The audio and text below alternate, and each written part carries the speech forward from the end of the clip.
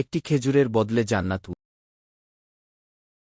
একদিন আবু দাহদাহ রাজিয়াল্লাহু আনহু রাসূল সাল্লাল্লাহু আলাইহি ওয়াসাল্লাম এর নিকট উপস্থিত হলেন। তিনি শুনেছিলেন রাসূল সাল্লাল্লাহু আলাইহি ওয়াসাল্লাম এক গরীব শিশুর কথা বলছেন, যার খেজুর গাছের নিচে একটি বাড়ি ছিল।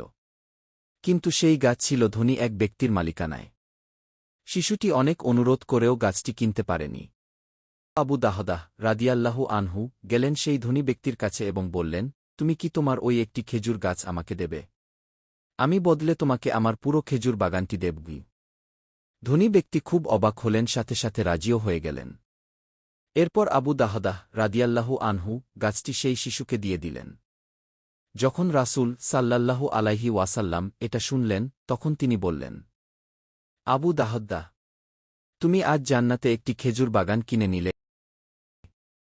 এই ঘটনা থেকে আমরা শিক্ষা পাই, আল্লাহর সন্তুষ্টির জন্য সামান্য ত্যাগও অনেক বড় পুরস্কার এনে দিতে পারে।